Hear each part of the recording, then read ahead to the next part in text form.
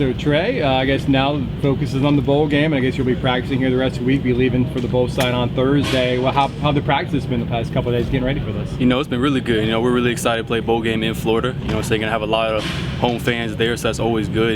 We've been attacking this like every other week, trying to go 1-0, handle business in the practice field so we go out there and put in front of the fans. For you personally, what do these last practices at UCF mean to you? It means everything, what I'm saying? I never take this for granted, it can be taken away from me at any moment, so, I practice my butt off day in and day out, to be successful during game day. What would 10 wins mean for this program or for you guys? Oh, it would be really special. I think this will be the third year in a row being double-digit wins, so that's really special. That's kind of thing that we really zoned in on, getting that 10th win, getting that double-digit season because, 3 losses, of course, is not our end goal, but having a double-digit season is really good, and that's really, you could look back on that and say, we really did that. What do you think the mindset of the team will be on Monday when it's time to kick it off? Oh, we're going to be ready to go. Like I said, it's a bowl game in Florida in front of our home fans and another opportunity to play in a bowl game and win a bowl game. So we're going to be ready to play. We're really excited to play in this one. You guys are a big favorite over Marshall. How do you not overlook them?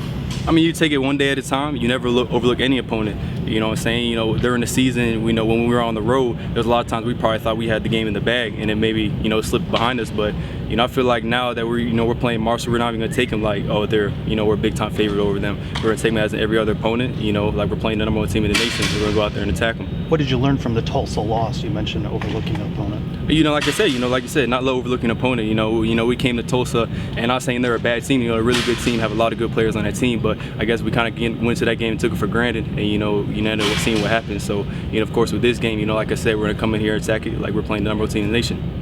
What do you know about Marshall, this year's team as a program? Oh, good. A lot of stats I heard. The coaches undefeated in the bowl games. They have a lot of Florida kids on their team, so I know they're gonna be excited to play as well. That's really good. A competitive team like that in a bowl game is gonna make a really good game. So we're excited to play in it.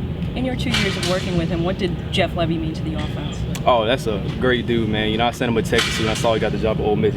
He's a great guy not only on the field but off the field as well. He's one of those guys you can talk to even outside of football. You don't got to go up to him and talk about football all the time with him. So, I'm very proud of him. I'm happy for him to get in that job at Ole Miss where I came from. I kind of told him, that's a very special place. So, I'm very excited for him. Tre, what's the season been like for you in practice matching with Tate Allen often? What's it been like with that one-on-one matchup?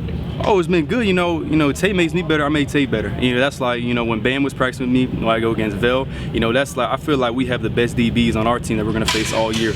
So, going against them day in and day out, getting pressed, getting different looks, it really helps me succeed when I get to, the game time. It's kind of like, I've seen this before. I've went against the best I'm going to see all year. So, how has practice been different without Coach Levy out there? It's kind of the same thing, what I'm saying? We haven't really skipped a beat. I do miss his voice, giving her prize. He always has little catchphrases, but, we haven't really skipped a beat on practice. We got me feel like everybody has their head on straight. We got an end goal, and we're going to try and reach that. Is there one catchphrase that sticks with you, or is it? I would say this, every time we finish with special teams, we head over to Ross, and he always says, "Here we go, 16." And I kind of went over it yesterday's practice. I'm like, dang, I kind of missed that, Do you have a memory or a moment from signing day that stood out to you, maybe about the process? I would just say, the relief of finally finding a home.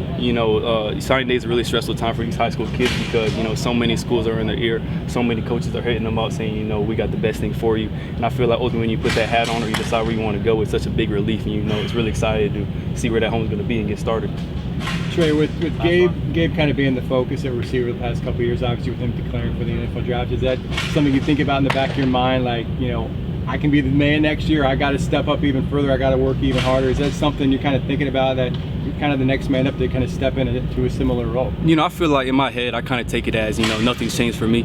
I take every practice the same. Gabe showed me a lot when, what hard work can get you, what working hard can. Me and Gabe still talked on the daily.